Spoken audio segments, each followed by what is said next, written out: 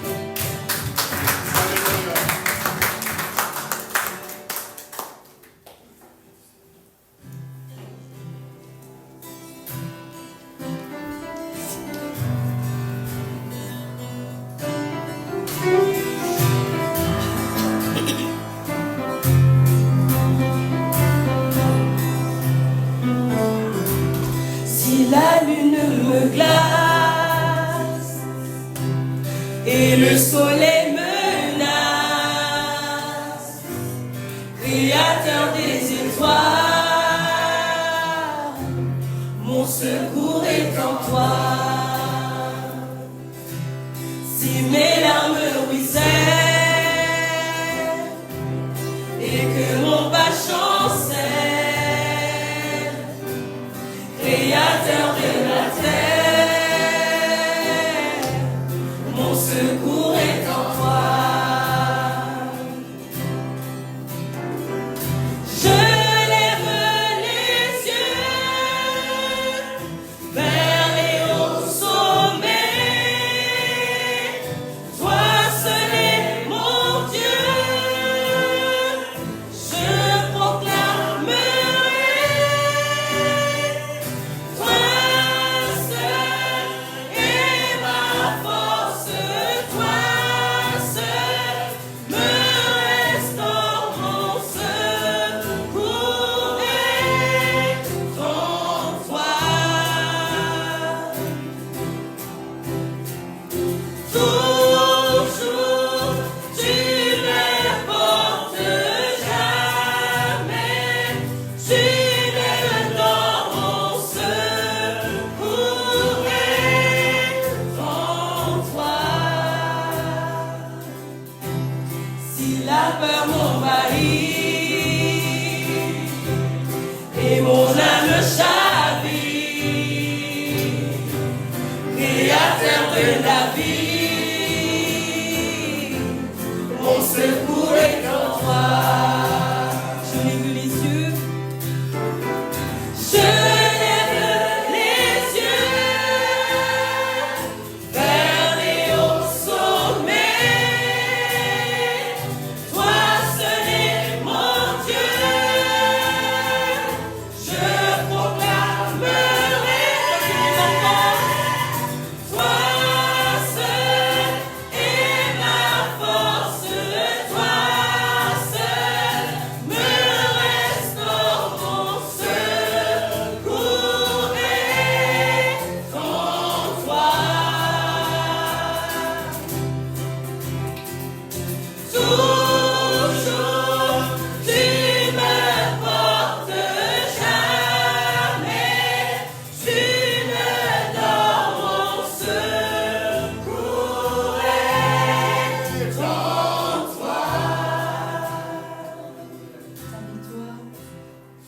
Ta victoire, mon espoir, ton chemin, mon destin, ton salut, mon refuge, tout est en toi. Ta victoire, mon espoir, ton chemin, mon destin, ton salut, mon refuge, tout est en toi. Ta victoire, mon espoir, ton chemin, mon destin, ton salut, mon refuge, tout est en toi. Ta victoire, mon espoir, ton chemin, mon destin, ton salut.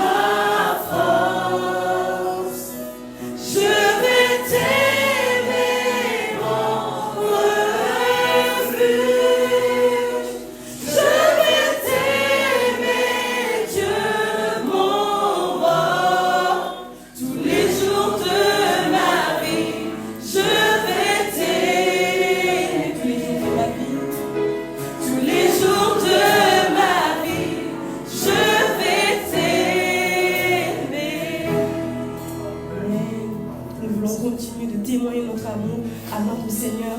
Parce que c'est lui qui nous a aimés le premier. Il a fait de nous ses enfants et nous a donné le don de la foi et il nous a fait la grâce de nous tenir ce matin dans sa présence avec les frères et sœurs. Et nous voulons élever nos voix pour célébrer sa majesté, invoquer sa présence au milieu de nous, afin qu'il conduise ce culte, qu'il soit le maître de ces moments. Prions ensemble pour glorifier le nom de notre Seigneur.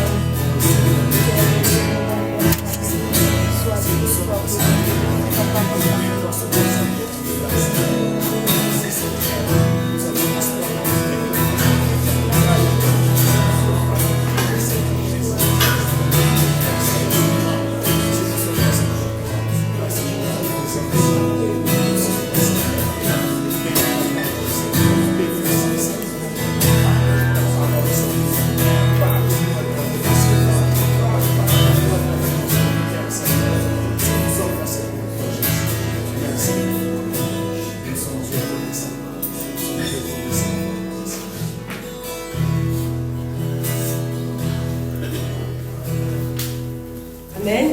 Gloire à Dieu. Amen. Donc, merci Seigneur, c'est le temps des annonces. Et donc nous souhaitons la bienvenue à tous nos frères et sœurs qui nous visitent pour la toute première fois. Amen. Bienvenue à la maison de votre Père. Et donc vous avez le code QR que vous pouvez scanner pour pouvoir remplir donc, le formulaire. Amen. Donc voilà les différents programmes également de notre église. Donc nous avons tous les dimanches matin le premier culte ici à 10h. Et aujourd'hui, nous reprenons avec donc le deuxième culte à 17h. Amen. Donc voilà, nous avons la grâce donc, de reprendre le deuxième culte. Donc nous vous attendons. Si vous voulez encore venir louer le Seigneur, vous pouvez. Et donc les vendredis également, nous nous retrouvons ici à l'église, donc dans le jeûne, pour prier, pour célébrer donc, le nom de notre Seigneur. Et également, vous allez voir par la suite aussi les différentes thématiques pour lesquelles nous prions tous les vendredis soirs. Donc c'est à 19h30. Et également les lundis, nous avons différents groupes, le groupe des hommes, mais également donc le groupe des jeunes de l'église qu'on appelle Face. Et on se retrouve pour partager également la parole de Dieu, les sujets de prière. Et c'est pas en présentiel, c'est en ligne, donc du coup sur Zoom à 20h tous les lundis. Et également les samedis, l'équipe de louange se retrouve afin de pouvoir préparer donc le culte du dimanche. Amen. Donc voici donc voilà les différentes thématiques donc, pour lesquelles nous prions également les vendredis soirs. Donc nous continuons toujours avec donc la lecture biblique de l'Église. Donc pour la semaine prochaine, donc on se peut le voir. Voilà, nous allons lire donc Psaume 88 jusqu'au chapitre 93. Que le Seigneur vraiment il continue de nous édifier, de nous parler à travers la méditation de sa parole. Amen. Et donc l'étude biblique face à face également pour les frères et ceux qui sont vraiment intéressés par cette étude biblique. Vous pouvez prendre les renseignements donc, avec le pasteur et pour également les frères et ceux qui souhaiteraient se faire baptiser, c'est bien, ça serait bien que vous puissiez suivre aussi ce cours avec donc, le pasteur. Donc voilà, comme on l'avait annoncé, le samedi 14 septembre, donc voilà, dans 2 semaines, nous allons nous retrouver ici même à l'église à 9h, donc prier et après nous allons partir donc, sur le campus de Lille pour évangéliser. Donc c'est la rentrée, il y a les nouvelles âmes. Et voilà, nous voulons proclamer vivement la parole de Dieu, nous ne voulons pas paresser. Donc ça serait bien vraiment, si toute l'église est présente, ça sera super bien, on pourra discuter avec le maximum de personnes. Amen. Donc nous avons reçu la grâce d'être sauvés. Alors partageons cette grâce avec d'autres personnes. Amen. Allons chercher les âmes et prenons soin du troupeau du Seigneur. Amen. Donc c'est le samedi 14 septembre ici à 9h. Et également, donc, nous allons avoir aussi la réunion d'intercession. Voilà, le samedi 21 septembre à 10h. Donc, nous allons nous retrouver tous les frères et sœurs qui avaient rempli le formulaire par rapport au ministère ou après, donc, qui voulaient intégrer. Donc, voilà, le samedi 21, on va avoir notre première réunion d'intercession ici à l'église à 10h. Amen. Donc, vraiment, nous prions pour préparer également ce moment de prière. Voilà, donc pour la formation donc sur le Saint-Esprit que nous allons avoir le 19 octobre, donc c'est une journée de formation. Donc ce qui veut dire que nous allons manger ensemble à l'église aussi. Il y aura aussi d'autres éléments à préparer. Donc pour les inscriptions, donc forcément les inscriptions sont obligatoires pour qu'on puisse savoir il y aura combien de présents et préparer le repas aussi en conséquence. Donc vraiment il faudrait scanner le code QR et vous inscrire, donc c'est en ligne. Et après ceux qui ne peuvent pas le faire, vous pouvez juste allez voir le pasteur et confirmer, comme Émile et Françoise ont confirmé ce matin, voilà, qui seront présents. Donc si vous ne pouvez pas le faire, juste nous informer, comme ça on va faire la liste et vraiment tout bien organisé. Il ne faudrait pas venir à la dernière minute, ça ne sera pas trop sympa. Donc voilà, déjà qu'on l'annonce maintenant, il reste encore à peu près un mois. Donc on essaie d'organiser ça au mieux. Amen. Donc également, voici les différents programmes du mois de septembre. Vous pouvez prendre en photo pour ne pas oublier. Dans le cas contraire, vous avez aussi les annonces sur le site de l'église. Amen.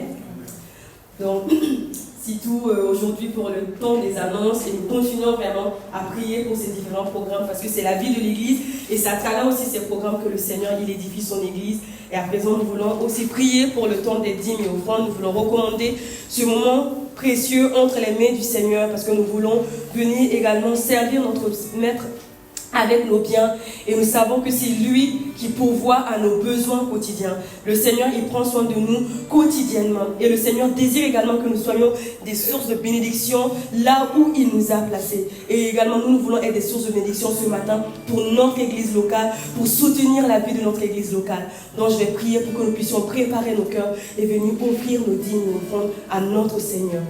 Éternel mon Dieu, mon roi, merci pour ta bonté. Merci pour ton amour. Seigneur Jésus, ce matin, nous sommes dans la joie de venir t'offrir nos dîmes et offrandes. Et nous prions afin que tu les reçoives pour la gloire de ton nom. Et je te prie également de bénir la vie de ton église, de bénir la vie de chaque frère et sœur, parce que c'est toi qui prends soin de nous. Et sans toi, Seigneur, nous ne sommes rien. Et c'est pourquoi nous voulons venir ce matin avec joie, Seigneur, t'exprimer notre reconnaissance. Alors reçois ces dîmes, reçois ces offrandes. Merci, Seigneur, pour ta bonté et pour ton amour. Dans le nom puissant de Jésus-Christ que nous avons prié. Amen.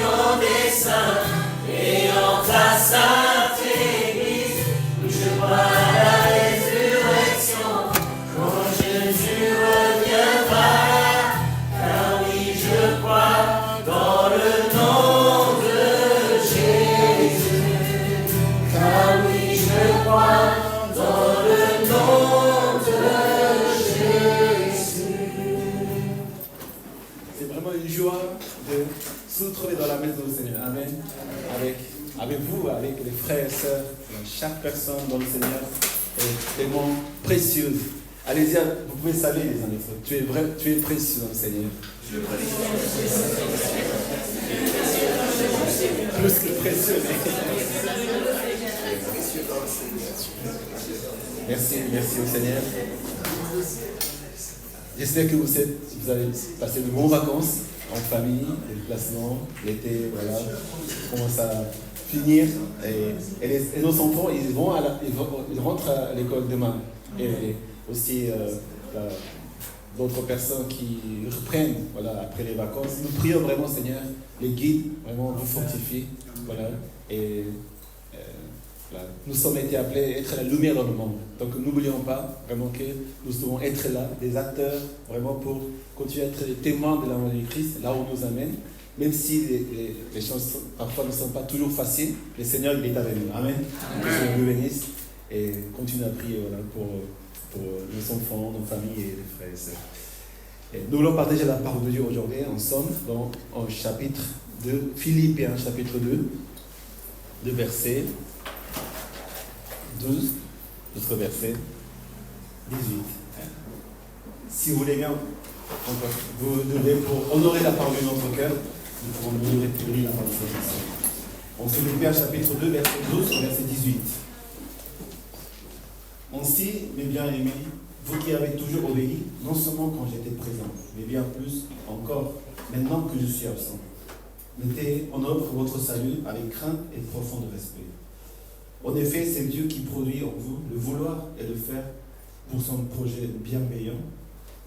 Faites tout sans murmure ni contestation, afin d'être irréprochables et purs, des enfants de Dieu, sans défaut au milieu de générations pervers et corrompues. C'est comme des flambeaux dans le monde que vous brillez parmi eux. En portant la parole de vie, je pourrais être alors fier le jour de Christ de n'avoir pas couru ni travaillé pour rien. Et même si mon sang doit couler pour le sacrifice et le service de votre foi, j'en suis heureux et je me réjouis avec vous tous. Vous aussi, soyez de même heureux et réjouissez-vous avec moi.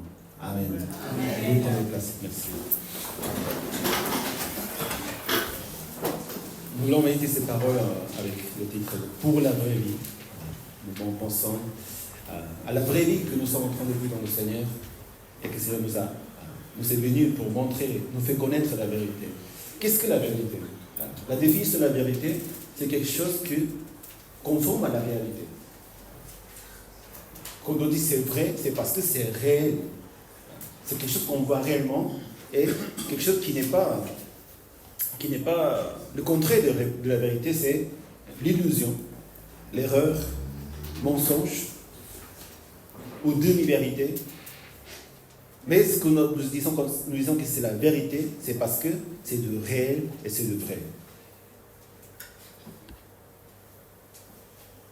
La parole de Dieu nous enseigne, en Éphésiens chapitre 5, ne vous ignorez pas de vin, cela mène à la débauche. Soyez au contraire remplis de l'esprit. Seigneur compare avec l'ivresse avec le fait d'être rempli de son esprit. Parce qu'il y a quand même, très différent, mais il y a quand même des similitudes. Je ne sais pas si vous connaissez ou vous vous souvenez de ce qu'on appelle l'ivresse. C'est-à-dire que c'est l'effet de l'alcool. Pourquoi le Seigneur ne nous demande pas de nous enivrer ou voir consommer de l'alcool? Parce que, en fait, ça a un effet qui nous fait sortir de la réalité. On sent des émotions, on sent des sentiments. On commence à ne pas avoir bien, on commence à avoir mal à marcher même, avoir le même équilibre, avoir la même distance des choses, même conscience. Parce que ça touche quand même nos pensées, nos cerveaux. Donc on a d'autres discernements, d'autres comportements qui peuvent parfois aller très très, et même dans les agressifs et violents. C'est-à-dire que l'alcool, l'ivresse, nous mène hors de la réalité. Parfois, on s'appuie sur ces choses-là, justement pour oublier de la vie réelle que nous vivons en tant qu'hommes et femmes. Mais le Saint-Esprit aussi nous montre quelque chose de réel et de vrai. Parce que nous ne sommes pas appelés à vivre dans ce monde. Si l'ivresse nous fait sortir de la réalité pour voir des choses qui sont encore plus faux, qui sont des choses plus d'erreur, ce n'est pas la vraie vie. La vraie vie, c'est quand on a la conscience claire. Mais le Saint-Esprit, dans l'autre sens, nous fait voir ce qui est vraiment, vraiment réel et de vrai dans notre vie. Nous sommes les enfants de Dieu. Nous ne vivons pas sur la terre pour vivre, pour manger, pour s'habiller, pour simplement exister dans le monde. Nous vivons pour la gloire de Dieu. Amen. Amen. Toutes ces choses que nous vivons sur la terre, c'est que passagère. Nous faisons la même chose. Nous vivons, nous mangeons, nous habillons, nous travaillons, nous faisons tout ce qu'il faut faire en tant qu'hommes et femmes et citoyens d'où nous vivons. Mais ce n'est pas notre vraie vie ici. Tout notre cœur, toute notre pensée, toute notre âme, tout notre espoir se pose dans le royaume de Dieu. Amen. La vie après la mort. Ça, c'est la vérité. Et nous sommes des enfants de Dieu, nous sommes des citoyens du royaume de Dieu. Nous vivons sur la terre pour être les témoins de Christ. Nous avons besoin de vivre aussi dans le réel, dans la vie réelle du monde, parce que nous avons besoin d'annoncer la parole de Dieu. Être la lumière du Seigneur. Mais il ne faut pas confondre avec la vraie vie que nous avons en Jésus-Christ et la vie quotidienne qui font partie de la vie de Jésus-Christ. Mais ce n'est pas le tout. Ça, c'est sans la vie que nous c'est nécessaire pour vivre dans le Seigneur. Amen. C'est comme nous voyons les films aussi, n'est-ce pas? Quand nous voyons les films, ou souvent quand nous regardons les séries à la télé, des choses comme ça. Sauf, les vrais, comme on peut dire, les documentaires ou les choses qui vraiment décrivent la vie réelle, sauf les romans ou au-delà, les séries qu'on regarde, ce ne sont pas la vraie vie. N'est-ce pas? Il n'y a pas de Superman, il n'y a pas de super-héros dans la vie. Ou même qu'on voit les magiciens. C'est incroyable quand on voit les magiciens, comment ils font pour faire disparaître les choses. Mais ce n'est pas du réel. Sinon, ils ne seraient pas des hommes, ils seront des dieux. Avec si leur voix était réelle, mais c'est des illusions. C'est de la magie, ce qu'on appelle. On a vraiment fait la différence dans laquelle nous sommes en train de vivre.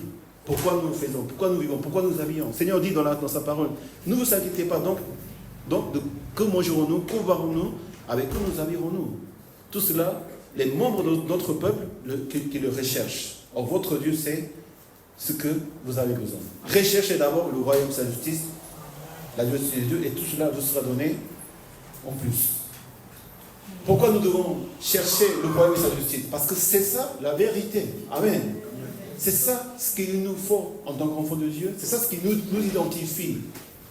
Et même en faisant notre vie, au travail, en famille, tout ce que nous faisons dans la vie quotidienne, nous devons toujours chercher et penser dans le royaume de Dieu, qui est la vérité en nous.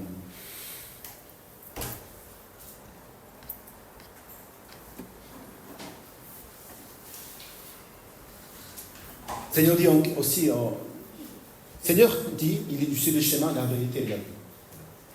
Parce qu'il n'y a pas de vie en dehors de Christ. Et nous avons cette bénédiction d'avoir connu Jésus-Christ et connaître la vérité. Qu'est-ce que la vérité finalement?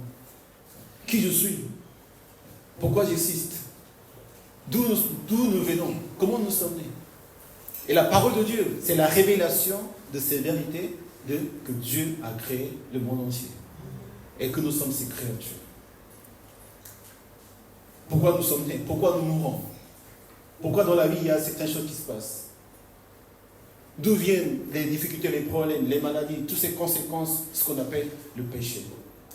Et le Seigneur nous révèle vraiment cette vérité pour que nous puissions connaître vraiment la vraie vie. En Jean chapitre 8, 31, nous connaissons aussi bien ces versets. Si vous demeurez dans ma parole, vous êtes mes disciples. Vous connaîtrez la vérité et la vérité vous rendra libre. Amen. Amen. Vous savez, quand nous ne connaissions pas la vérité, il y a il n'y a que des déceptions. Il y a du désespoir. Parce qu'on s'est imaginé la vie d'une façon ou d'une autre. Quand on voit un film, quand on est plongé dans un film, c'est vrai, on regarde le film. Mais quand on sort du cinéma, on voit le monde réel. Vous avez ce sentiment un peu différent. Et on ne doit pas continuer à regarder, à penser notre vie dans le film. Parce que ce n'est pas vrai. Et si nous avons une illusion, une fantaisie de ce qui est vraiment notre vie, on va toujours être déçu. Parce que ce n'est pas notre vraie vie. Notre vraie vie, c'est dans le Seigneur. Et que toute personne qui commet le péché est esclave du péché. Quand on était dans le péché, on ne connaissait pas la vérité. On suivait la vie dans le monde. Comment les autres y vivent. On commet les mêmes erreurs. On commet les mêmes péchés. Et le péché nous mène à faire des illusions dans la vie. En ayant cela, en faisant cela, nous serons heureux, nous serons différents. Je pourrais avoir des choses qui vont me plaire, qui vont me rendre heureux, mais ce n'est pas vrai. Parce que ce n'est pas vraiment la vraie vie que le Seigneur nous a donnée. Nous sommes nés pour être les enfants de Dieu. Amen. Amen. Nous sommes nés pour vivre avec le Seigneur. Et le Seigneur nous appelle à vivre cette vraie vie dans le Seigneur et en nous montrant la vérité.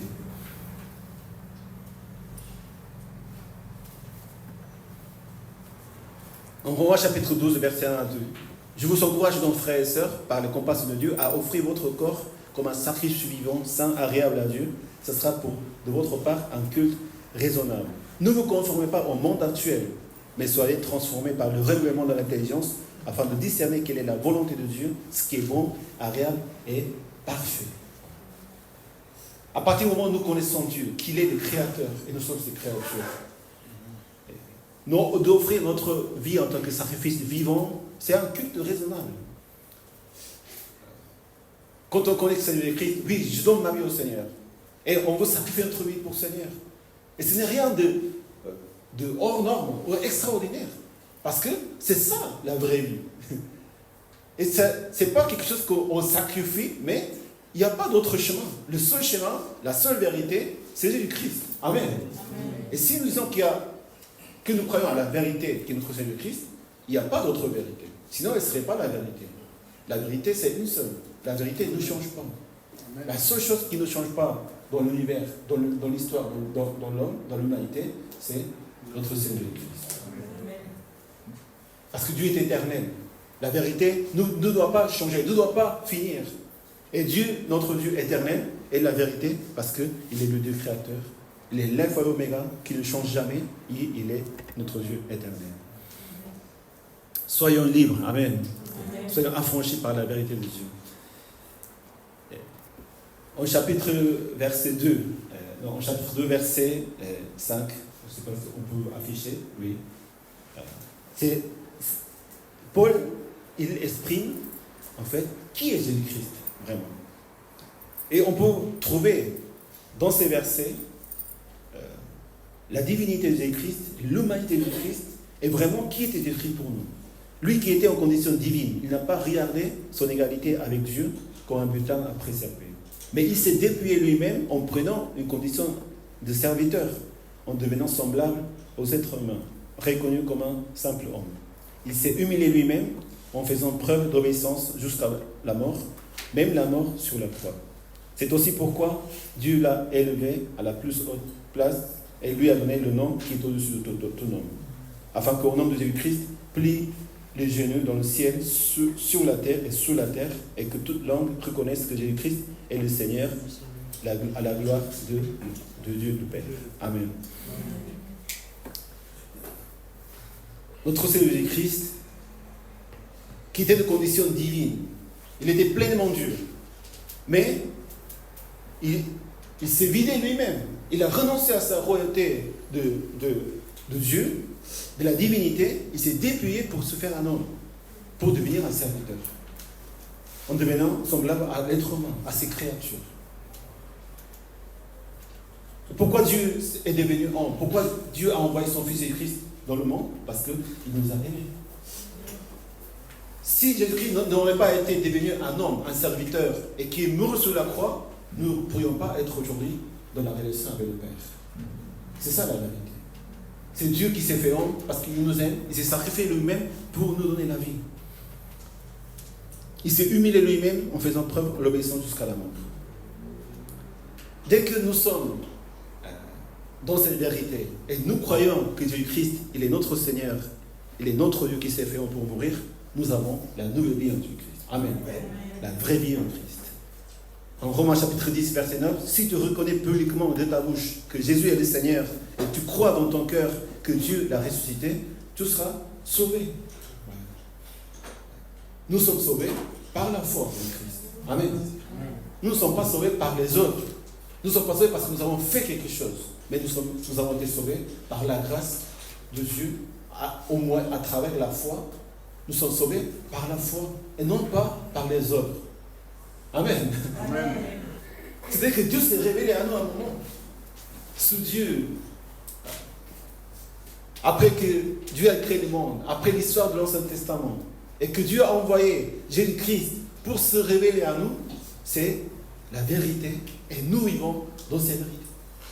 Et nous avons cette vraie vie dans le Seigneur, grâce à son sacrifice. Vous savez, l'apôtre Paul, il écrit ses lettres aux Philippiens dans ces dernières années de la prison. Il est dans la prison pendant 4 ans et demi. C'est-à-dire la prison, 4 ans et demi, c'est quelque chose qui personne ne peut vraiment supporter. On ne peut pas se réjouir dans la prison après avoir vécu autant d'années. C'est à la fin avant de sortir de sa prison. Et il écrit ses lettres aux Philippiens. Quelle est cette lettre aux Philippiens? Quel est le thème du sujet? La joie. Comment l'apôtre Paul, il peut avoir la joie? Il a vécu pour le Seigneur, il s'est consacré pour le Seigneur, et ce qui il est arrivé, c'est d'être en prison.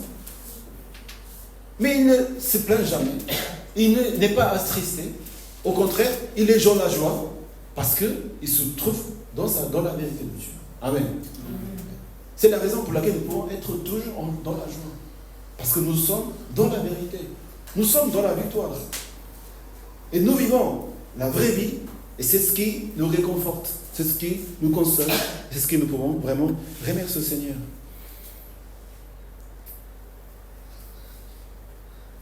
Après avoir exposé donc, sur qui est Jésus-Christ, de sa pleinement Dieu, pleinement homme, qui s'est fait un homme pour mourir pour notre péché, pour payer notre dette, pour que nous connaissions la vérité, et nous ayons la vraie vie. L'apôtre Paul, il va dire, ainsi, mes bien-aimés, vous qui avez toujours obéi, non seulement quand j'étais présent, puisqu'il n'est plus là avec eux, mais bien plus encore maintenant que je suis absent. Mettez en œuvre votre salut avec crainte et profond respect. Vous savez, l'église des Philippes, les Philippiens, c'est une église magnifique. Dès le premier chapitre, l'apôtre Paul honore les Philippiens.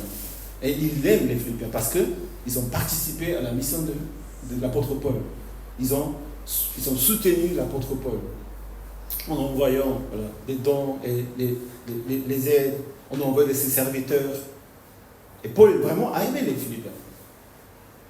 Alors nous pouvons voir qu'il a cœur vraiment pour les Philippiens. En plus, parce qu'ils ont obéi à la parole de Dieu dans la présence de l'apôtre Paul. Quand quelqu'un obéit à Dieu, en obéissant aux personnes que Dieu a mis dans leur vie, ça c'est la chose la plus merveilleuse. Vraiment une bénédiction de voir que nous pouvons obéir à une personne qui n'est pas Dieu. Mais les Philippiens, ils étaient obéissants parce qu'ils aimaient Dieu. Et ils étaient vraiment dans la présence du Seigneur. L'obéissance est importante pour nous tous. Dieu même dans notre vie, des leaders, des responsables, des personnes qui nous guident dans le Seigneur, justement pour apprendre l'obéissance. Mais ce n'est pas le but d'obéir à l'apôtre Paul. Ce n'est pas le but d'obéir à une personne. Le but c'est d'obéir à Dieu. Amen. Mais puisque nous avons besoin d'apprendre, puisque nous avons besoin d'être humble, apprendre l'humilité de Christ. Et être humble pour former le corps de Christ, Dieu met dans notre vie certaines personnes, certains leaders, certains responsables pour pouvoir obéir à Dieu. S'ils n'obéissent pas à Dieu, s'ils n'obéissent pas aux personnes que Dieu a mis dans notre vie, on ne peut pas obéir à Dieu. Comment pensez-vous? Est-ce que c'est plus difficile à obéir à Dieu ou obéir à un leader? C'est difficile la question. L'obéissance, c'est... Quand on doit obéir à Dieu, déjà il faut pouvoir écouter Dieu, n'est-ce pas? Mais si nous avons mal à écouter Dieu, c'est difficile à obéir à Dieu.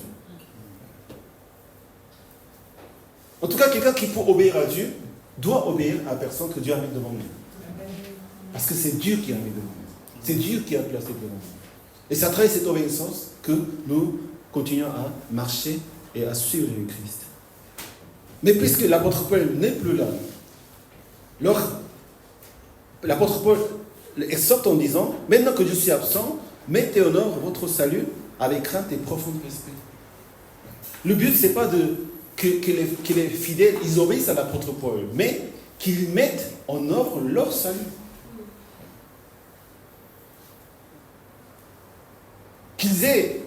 Qu'ils vivent eux-mêmes dans la vérité avec le Seigneur. Ce n'est pas les faits, les actes, nos actions qui sont les choses les plus importantes. Mais notre vraie relation avec Dieu est ce qui nous mène à vivre dans l'obéissance et dans la soumission, dans la parole de Dieu. Nous sommes avec nos enfants, n'est-ce pas? Nous vivons en famille et j'ai aussi 2 enfants à la maison.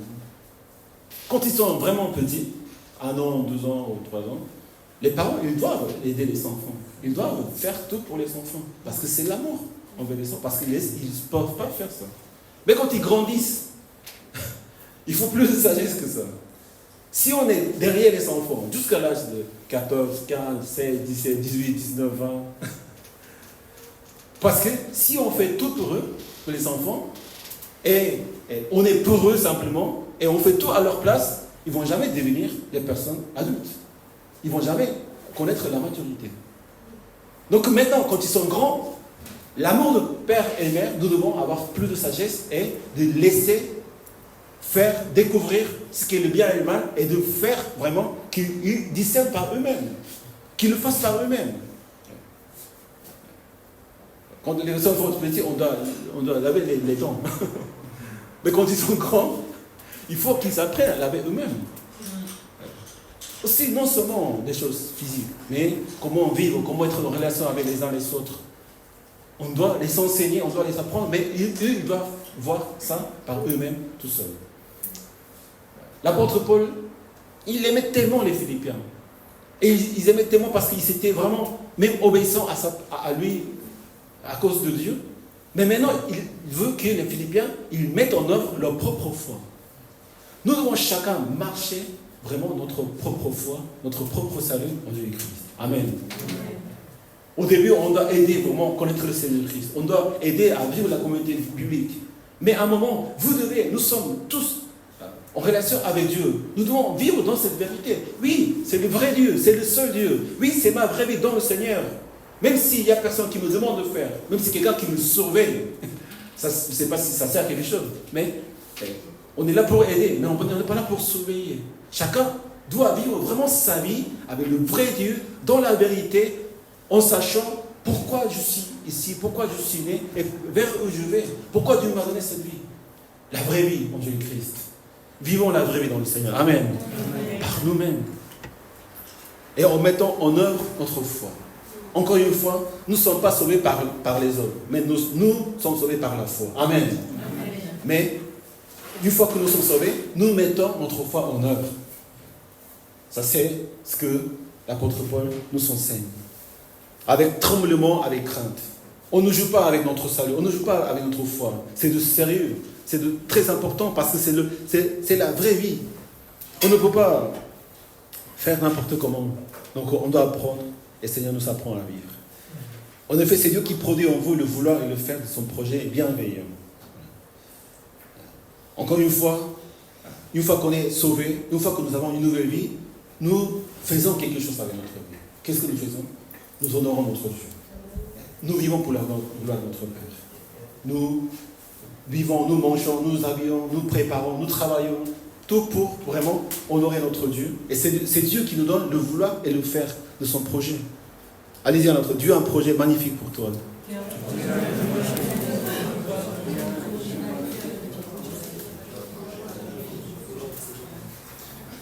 Et le Saint-Esprit, il habite en nous pour nous guider dans cette vraie vie. En Jean chapitre 3, verset 8, le vent souffle où il veut et tu entends le bruit, mais tu ne sais pas d'où il vient, ni où il va. C'est aussi le cas de toute personne qui est née de l'Esprit. Combien c'est important que nous ayons vraiment l'Esprit, le Saint-Esprit, l'Esprit de la vérité. Parce qu'il ne s'agit pas de faire nos efforts pour faire quelque chose. Parce que nous glorifions pas notre Père, notre Dieu. Nous n'honorons pas notre Dieu parce que nous faisons quelque chose. Si nous nous basons simplement dans les actes, dans nos actions, dans nos œuvres, ça sera très très difficile. En respectant les commandements, simplement. En obéissant à la parole de Dieu. Ce n'est pas le but de connaître par cœur la parole de Dieu, obéir la parole de Dieu. C'est de comprendre la volonté de Dieu dans notre vie. Si nous sommes là pour agir, pour faire simplement, un jour, on va exploser. Ça va être violent. Ça va être très sec. Tout le monde vient à l'église pour faire quelque chose et pour dire, oui, j'ai fait quelque chose pour le Seigneur. Non, ce n'est pas vraiment ça. Il faut que le Saint-Esprit, il ne faut pas que nous nous efforcions de faire quelque chose, mais que le Saint-Esprit nous donne le cœur de vouloir et le faire. Ça, c'est complètement différent. Le Saint-Esprit nous conduit comme le vent. Nous faisons les choses dans la vérité, parce que c'est la vraie vie, et le Saint-Esprit nous donne le cœur de vouloir et de faire. Et nous le faisons vraiment dans la grâce. Si vous faites quelque chose et c'est difficile, il faut arrêter un moment. Et de commencer à réfléchir, pourquoi je fais ces choses-là? Et demander au Seigneur vraiment de nous faire comprendre sa volonté. Et non pas faire les choses mécaniquement, automatiquement. Le Seigneur ne veut pas que nous soyons des machines. Nous voulons que le Seigneur veut être avec nous dans la relation de père et enfant. Si donc mauvais comme vous l'êtes, vous savez donner de bonnes choses à vos enfants, le Père Céleste donnera d'autant plus volontiers de Saint-Esprit à ceux qui lui demandent. Amen. Amen. Quand l'Esprit de Dieu arrive, la paix arrive, la consolation arrive, le réconfort arrive. Nous pouvons servir Dieu, nous pouvons faire tout pour le Seigneur dans notre relation avec Dieu. Non pas quelqu'un qui nous oblige, non pas parce que quelqu'un nous surveille. Ce n'est pas de cet ordre. Il faut que ça soit vraiment ta relation avec Dieu. Amen. Il faut vraiment que ça soit sincère et vraiment conduit par le Saint-Esprit. Que le Saint-Esprit nous bénisse. Amen. Que le Saint-Esprit nous conduise. Et nous voulons faire tout vraiment pour rétablir ces relations avec le Saint-Esprit. Faites tout sans murmure ni contestation. Ça c'est vrai. Le peuple d'Israël, quand ils sont sortis d'Égypte dans le désert, ils ont commencé à murmurer, contester contre Moïse, contre Dieu. Et voilà les conséquences. Beaucoup sont péris dans le désert. Toutes ces générations n'ont pas entré à la promesse, à la terre promise.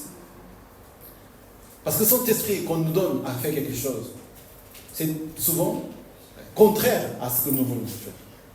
Parce que nous sommes encore dans la chair. C'est contrarié. On ne veut pas vraiment le faire. C'est difficile à le faire.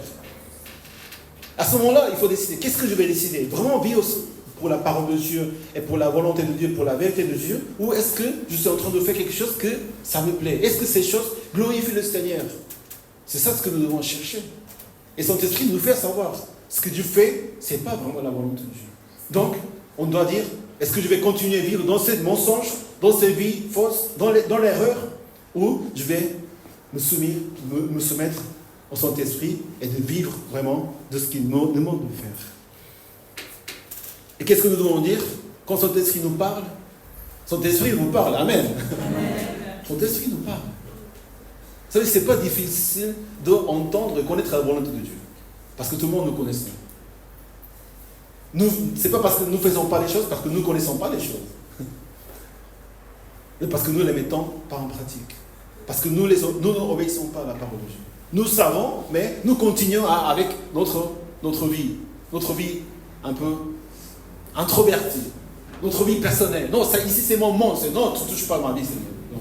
Non. Je ne suis pas bien quand tu me dis ça. Et quand je ne suis pas bien, non, tu n'es pas bien. Est-ce que c'est vrai ça? Est-ce que si nous continuons avec ce qui nous plaît simplement, est-ce que notre vie elle sera bien? Nous connaissons les conséquences des péchés. Ça n'a pas de fin. Et finalement, le péché nous mène à quoi? À la mort. Nous éloigne complètement de Dieu. Le Saint-Esprit nous parle. Amen. Amen. Obéissons, écoutons la voix du Saint-Esprit. Et qu'est-ce que nous devons dire? À chaque fois que Saint-Esprit nous parle, dire sans murmure ni contestation. C'est-à-dire, nous disons Amen. Oui, Seigneur. Oui, Seigneur, je me soumets à toi, Seigneur. Combien de fois Seigneur nous parle? Non, c'est pas, il ne faut pas faire ça. Non, c'est pas ce que tu fais. Mais nous continuons. Seigneur nous aime de toute façon. Mais nous nous éloignons, nous souffrons, nous sommes mal avec le Seigneur, dont notre vie n'est pas. On est déçus, on est mal parce qu'on ne vit pas la vraie vie que nous décidons de vivre. Disons Amen, oui, merci Seigneur, et nous avançons vers le Christ. Amen. Amen. C'est la raison pour laquelle on a nommé 8 ans. Mon fils. Parce que c'est oui. Disons, j'obéirai en disant oui. C'est ça la signification de 8 ans. C'est un peu coréen et français mélangé. Oui. C'est de oui. Vous savez, quand les enfants, vous dites quelque chose à vos enfants, ils vous disent oui, c'est vraiment, ça fait plaisir. Quand les enfants ici ne répondent pas, c'est pas bien. Quand ils disent non, pourquoi? Ça montre la colère, non? Mais quand les enfants disent oui, ça fait plaisir. Notre Père, c'est pareil. Quand on nous demande de dire quelque chose, ne fais pas ça parce que c'est pas bien pour toi. D'accord, Père. Oui, Amen, merci. Ça fait tellement de joie dans le cœur de notre Père. Mais souvent nous disons, nous ne répondons pas. Directement, nous ne répondons pas. La réponse elle est claire. Non. Non, laisse-moi. On commence à avoir ses propres idées, ses propres pensées, mais nous savons que c'est important, c'est pour nous, c'est pour notre bien que son esprit nous parle. Amen. Il nous mène à faire des choses. Souvent, quand ce que le Seigneur nous met à cœur dans le cœur, ils sont difficiles. C'est vrai, ils sont difficiles parce que nous sommes en chair, mais nous devons penser au résultat de ces choses. Parce que ces choses vont nous apporter des fruits dans la vie. Peut-être que c'est difficile à me mettre dans le Seigneur, à prier au Seigneur, à mettre en action ce que le Seigneur Saint-Esprit nous met au moment, parce que nous sommes en chair, nous sommes faibles encore, mais si nous pensons au résultat, si j'obéis la parole de Dieu, si je suis la parole de Dieu, si je suis le Seigneur, le résultat sera une gloire pour notre Seigneur. Amen. Amen. C'est pour ça que nous devons faire. C'est pour ça que l'apôtre Paul se réjouit. Il est dans la prison, mais il se réjouit quand même parce que à travers ce qu'il a entendu son esprit et où il l'a conduit, il peut voir vraiment les fruits qui se manifestent. Afin d'être irréprochable, pur, enfant de Dieu, sans défaut, d'une génération pervers et corrompue. C'est comme des flambeaux dans le monde que vous brillez parmi eux en portant la parole de Dieu. Je pourrais être fier le jour de Christ, ne pas avoir couru travailler pour rien. Puisque l'apôtre Paul, il a donné sa vie, il a couru, il a travaillé. Pourquoi? Pour que les Philippiens, les fidèles, ils deviennent le flambeau dans le monde. C'est-à-dire la vérité, en portant la parole de Dieu. Nous sommes été appelés pour courir, travailler, pour ces vraies vies. S'il n'y a pas eu quelqu'un qui a couru, qui a travaillé pour nous, nous ne serons pas aujourd'hui dans la vérité. Combien nous avons à cœur que nos familles soient sauvées? Combien nous voulons que nos enfants connaissent le Seigneur? Combien nous voulons que nos alentours ils connaissent le Seigneur, qu'ils voient le flambeau qui brûle en nous? Mais pour cela, il faut courir, il faut travailler dans cette nouvelle vie. Amen. Ce n'est pas que nous restons, je suis sauvé, la vraie vie, je suis là. Il ne s'agit pas simplement de demeurer et de rester avec le Seigneur. il faut courir. C'est-à-dire, c'est quelque chose de difficile. Qui aime bien courir? Vous faites beaucoup de sport, oui, mon frère, je sais, tu cours beaucoup, j'imagine aussi. C'est tellement difficile de courir. J'essaie de courir pour me perdre un peu le poids, mais je n'arrive pas. Mais le courir, c'est beaucoup plus confortable de rester sur le canapé. Mais courir, ça demande de l'effort. Tu dois déjà te préparer, savoir, oui, je suis dans cette vraie vie, je dois courir. Pourquoi? Pour que les autres soient sauvés. Si je ne fais rien dans ma vie, si je ne fais pas, je ne fais rien. Si je ne travaille pas, le mot travail, c'est pas quelque chose que ça nous plaît, n'est-ce pas? Le travail, c'est fatigant, c'est difficile. Mais spirituellement, s'il n'y a pas un ouvrier qui travaille dur, vraiment, pour que les autres, ils vivent la vraie vie, on ne peut pas voir vraiment ses fruits. On doit courir et travailler pour la vraie vie. Nous devons courir et travailler dans le Seigneur pour nos enfants. Amen. Enseigner la parole de Dieu. Accompagner dans la parole de Dieu. Prier pour eux. Non seulement prier, mais aussi agir avec eux. Nous sommes le flambeau pour nos familles. Nous sommes le flambeau pour cette vie de l'île. Nous devons courir et nous devons travailler en tant qu'Église, en tant que frères et sœurs, pour que le flambeau soit visible dans la vie de l'île et qu'ils puissent voir vraiment la vérité qui habite en nous.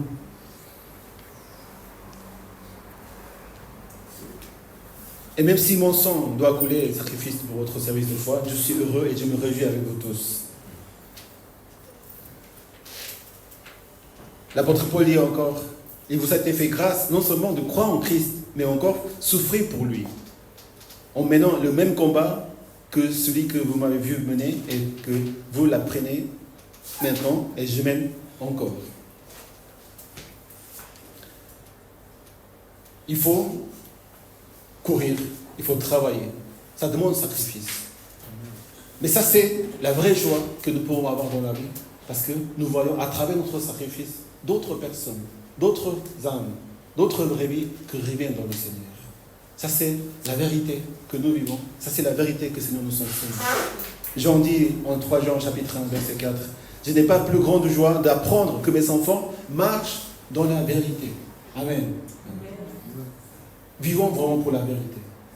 Vivons pour cette vraie vie où le Seigneur nous appelle. Courez, travaillez, pour que les autres voient la vérité. Ils marchent dans la vérité. Et si le Seigneur nous donne la grâce de pouvoir encore nous sacrifier pour que les autres continuent à être sauvés, que le Seigneur vraiment utilise notre vie. Que le Seigneur nous bénisse. Que le Seigneur bénisse notre famille, nos entourages, notre vie de l'île, notre pays de la France, et soyons le flambeau de la nouvelle île. Amen. Prions ensemble.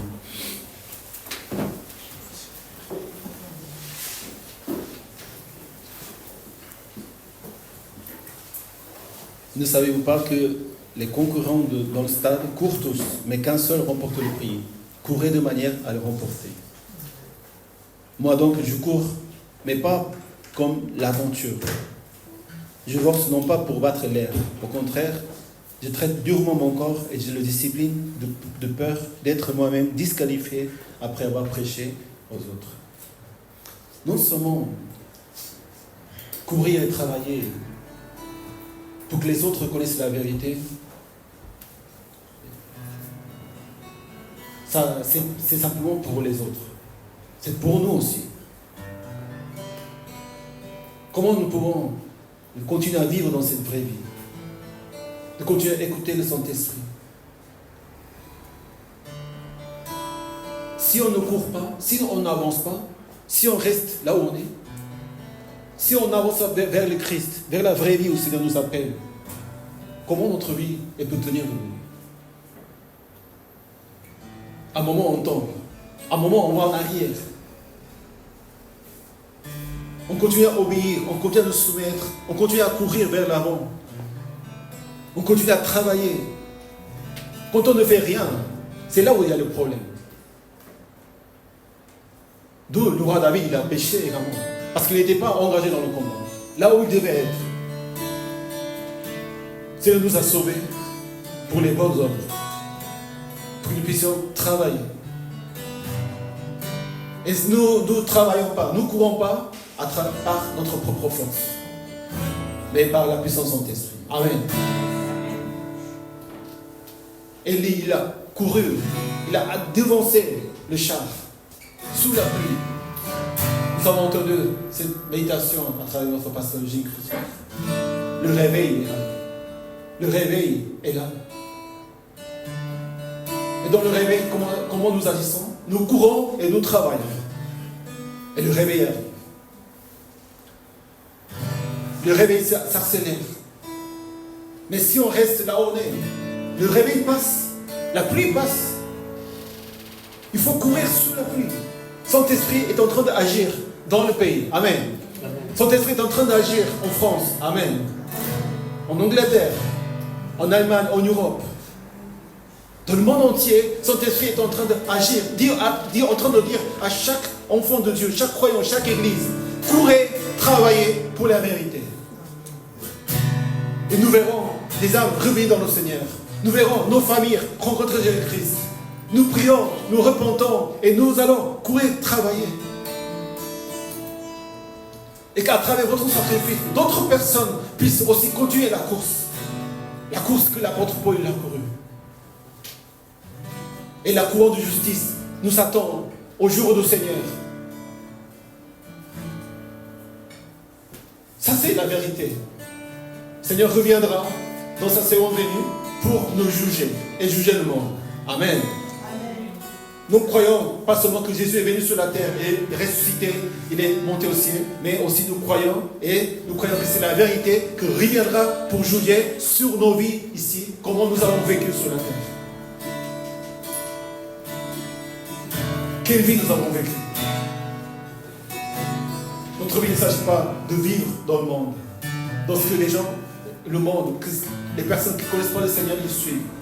Ça, c'est simplement une illusion, une fantaisie.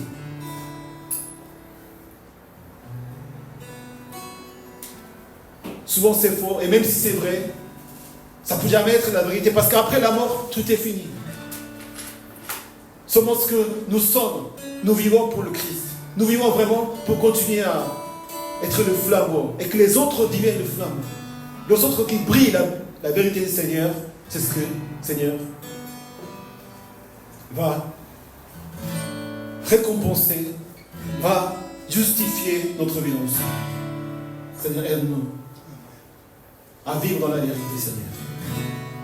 Seigneur, je veux vivre cette vraie vie avec toi, Seigneur. En étant en toi, que ton esprit nous conduise, Seigneur. Merci de bénir ma vie. Conduis, Seigneur, moi vers ces vérités. Et aide-nous à courir, à travailler pour que les autres puissent connaître ces vérités. Amen. Prions ensemble.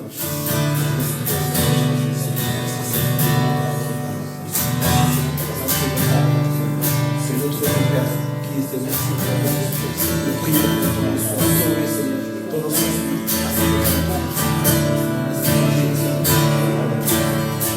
la vraie joie, Seigneur. La vraie joie, Seigneur. Nous allons mourir tous dans le péché, Seigneur. Nous devons, Seigneur, tous, Seigneur, être morts, Seigneur, à cause de ton péché.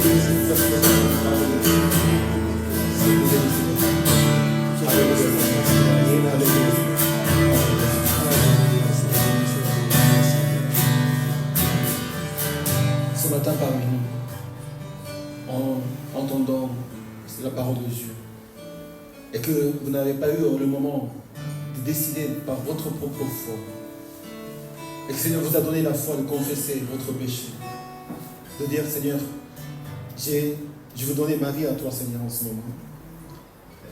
Même si je l'ai fait auparavant, j'ai vécu, Seigneur, dans le mensonge. Je n'ai pas vu vraiment la vraie vie. Mais à partir de maintenant, Seigneur, je décide vraiment de donner ma vie pour vivre ma vraie vie en toi, Seigneur. Et pour vivre pour ta vérité. Vous pouvez lever votre main et je peux prier pour vous. D'abandonner notre vie de péché et vraiment vivre cette nouvelle vie, la vraie vie en Jésus-Christ. Confessez que Jésus est notre Seigneur. Et de vivre dans sa soumission. Vous pouvez lever votre main, je peux prier.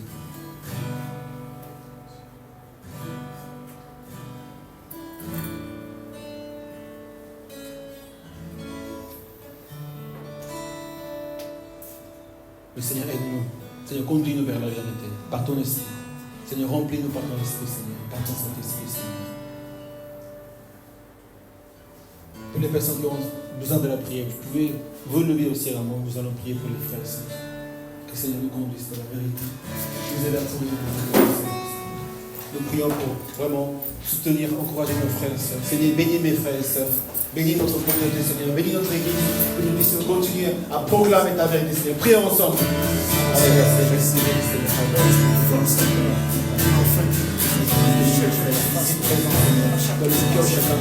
ta vérité brûle, c'est laquelle nous brûlons, Seigneur. Que ta vérité nous aide à marcher, à courir, à travailler ensemble.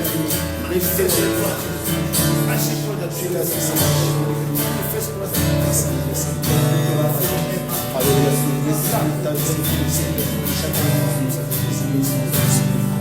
Merci. Nous pouvons louer le Seigneur, pour glorifier son nom.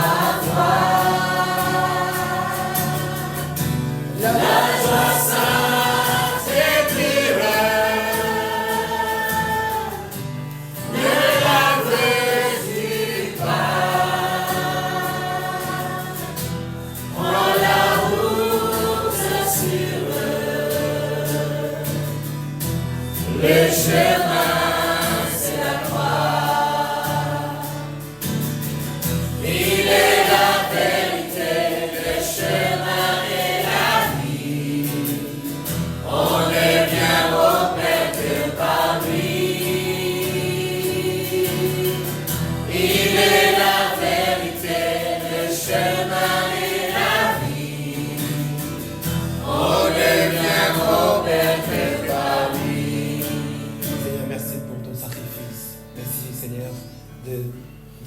Seigneur, un serviteur, de sacrifier, mourir sur la croix. Seigneur, avoir ressuscité, Seigneur, nous donner cette nouvelle vie, cette vraie vie, Seigneur. Et Seigneur, ce que tu as fait, Seigneur, pour nous, Seigneur, il n'y a rien incomparable à ce que nous pouvons faire. Seigneur, merci pour les frères et sœurs qui sacrifient leur vie, Seigneur, qui courent et qui travaillent, Seigneur, pour continuer à que nous puissions être la vérité. Cette Église puisse être la vérité dans cette vie de l'île, Seigneur, pour pouvoir continuer à être au service des foi des uns des autres, Seigneur. Venez continuer à sauver, Seigneur, tes âmes, tes enfants, tes brebis perdues, Seigneur. Utilise nos vies, Seigneur, pour que nous puissions continuer à briller, Seigneur, dans cette vie, Seigneur. Merci de continuer à nous bénir. Conduis nos vies, Seigneur, Saint-Esprit, chaque jour. Parle-nous et aide-nous, Seigneur, nous puissions t'obéir pour ta gloire, Seigneur. Merci pour la vie des frères et sœurs. Merci pour la vie de tous les nouveaux frères et sœurs qui sont là pour la première fois. Bénis-les, conduis-les, Seigneur, en ton nom, Seigneur de Christ. J'ai prié au nom de Christ. Amen. Amen. Applaudissons au Seigneur pour le glorifier son nom. Que Dieu vous bénisse. Bon dimanche et bonne semaine. Et pour ceux qui sont venus pour la première fois, vous pouvez rester avec nous pour connaître les frères et sœurs, aussi pour laisser vos coordonnées si vous voulez que nous puissions vous envoyer aussi les cultes enregistrés, les annonces. Et voilà, que le Seigneur vous bénisse. Amen.